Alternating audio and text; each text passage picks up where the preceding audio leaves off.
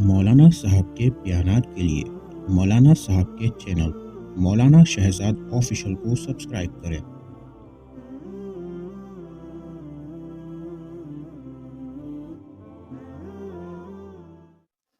بسم اللہ الرحمن الرحیم۔ آج آپ حضرات کے سامنے چند ایک باتیں، کیونکہ ماہ سفر کا مہینہ چل رہا ہے، اسلامی مہینوں کے اعتبار سے سفر کا یہ مہینہ جو ربیع الاول سے پہلے کا مہینہ ہے، اس میں چند ایک باتیں ہمارے مسلمانوں کے درمیان میں بہت غلط مشہور اور معروف ہیں، ان کا ازالہ مقصود ہے، ان کو ختم کرنا اور ان کی حقیقت کیا ہے اس کو سامنے لے کر آنا، یہ مقصود ہے صرف آج کی اس آپ کے سامنے اس مجلس کے اعتبار سے۔ پہلی بات یہ کہ ایک روایت کو پیش کیا جاتا ہے جو کہ موضوع اور من گھڑت ہے، اور اللہ کے رسول صلی اللہ علیہ وسلم کی طرف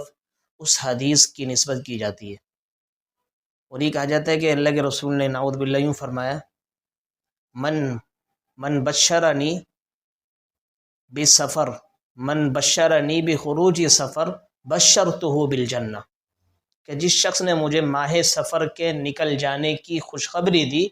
میں اس کو جنت کی خوشخبری دیتا ہوں۔ یہ روایت ملا علی قاری رحمہ اللہ جو مشہور محدثین میں سے گزرے ہیں، وہ موضوعات الکبیر اپنی کتاب میں لکھتے ہیں کہ یہ موضوع اور من گھڑت روایت ہے، اور اس روایت کا سہارا لے کر ہمارے مسلمان جو بیچارے علم سے اور عمل سے ناواقف ہیں اور دور ہیں، وہ اس کو سامنے رکھتے ہوئے، اس موضوع اور من گھڑت حدیث کو سامنے رکھتے ہوئے اس پر عمل کر رہے ہوتے ہیں، اور ایک دوسرے کو جب ماہ سفر داخل ہو جاتا ہے اور یہ حدیث فیس بک، اسی طریقے سے یوٹیوب اور دیگر جتنے بھی میڈیا وغیرہ کے جو بھی ذرائع ہیں، اس کی زینت بنی ہوئی ہوتی ہے یہ حدیث، جو کہ موضوع اور من گھڑت ہے، اور اس کو سامنے رکھتے ہوئے لوگ اس پر عمل کرتے ہیں کہ بھئی ایک دوسرے کو خوشخبری جنت کی مل رہی اللہ کے رسول کی زبان سے، کہ جو بھی بندہ ماہ سفر کو کہ نکل جانے کی ہمیں کوئی خوشخبری دے، اس کو اللہ کے رسول کی زبان سے جنت کی خوشخبری مل رہی۔ نعوذ باللہ اس ماہ سفر کو منحوس سمجھا جاتا ہے، غلط سمجھا جاتا ہے، اور اس پر اس چیز کو سامنے رکھا جاتا ہے، یہ کہتے ہیں کہ دیکھو اس میں نعوذ باللہ اس لیے منحوس مہینہ ہے کہ اس کے آخری جو بدھ تھا، یعنی اس ماہ سفر کا آخری بدھ ہے، اس پر مسلمانوں کے لیے خوشی کا مقام اس لیے ہے کہ اللہ کے رسول صلی اللہ علیہ وسلم کی بیماری صحیح ہو گئی تھی۔ اللہ کے رسول جو بیمار ہوئے تھے انتقال کے وقت، اس میں اللہ کے رسول صلی اللہ علیہ وسلم کی بیماری صحیح ہو گئی تھی آخری بدھ کو، سفر کے آخری بدھ کو، اس لیے اس ماہ سفر کے نکل جانے پر جو بھی بندہ ہمیں بتائے تو اس کو اللہ کے رسول کی طرف سے جنت کی خوشخبری دی جا رہی ہے، اس لیے کہ اللہ کے رسول نے وہاں پر غسل صحت فرمایا تھا۔ نعوذ باللہ یہ چیز ان لوگوں کے اندر مشہور ہے، حالانکہ غلط ہے۔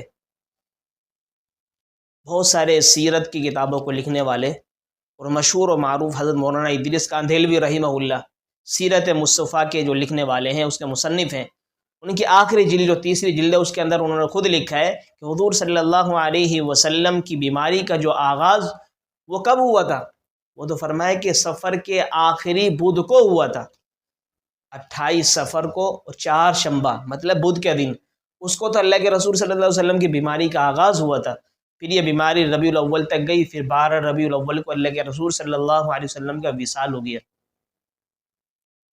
حالانکہ جو اس طرح کی من گھڑت باتیں کرتے ہیں، ان کی باتوں میں کوئی بھی صداقت نہیں ہے، اس لیے ان چیزوں کے اوپر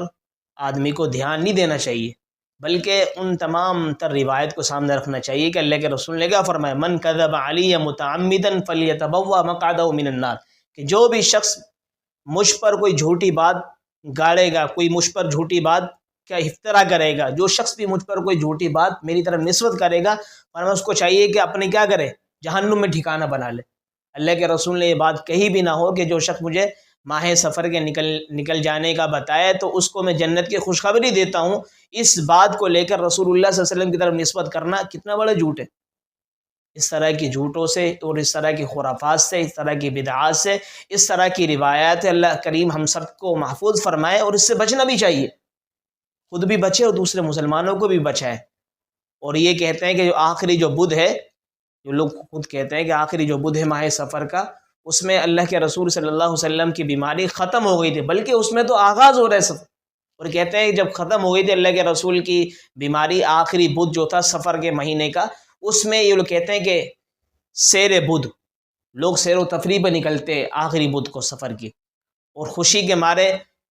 چوری وغیرہ، حلوہ پوری وغیرہ اس طرح ان کو تقسیم کیا جاتا ہے. بسا اوقات بعض علاقوں کے اندر تو اس کو عید کے جیسا سما دیا جاتا ہے، جس طرح عید کو منایا جاتا ہے عید کے دن کو، اس طرح عید کو عید کی طرح منایا جاتا ہے، اور اس پہ باقاعدہ عیدی دی جاتی ہے. اللہ رب العالمین ہم سب کو اس طرح کی خرافات سے محفوظ فرمائے. اللہ تعالی ہمیں صحیح جو سنت والا راستہ اس پہ چلنے کی توفیق عطا فرمائے. وما علینا الا البلاغ.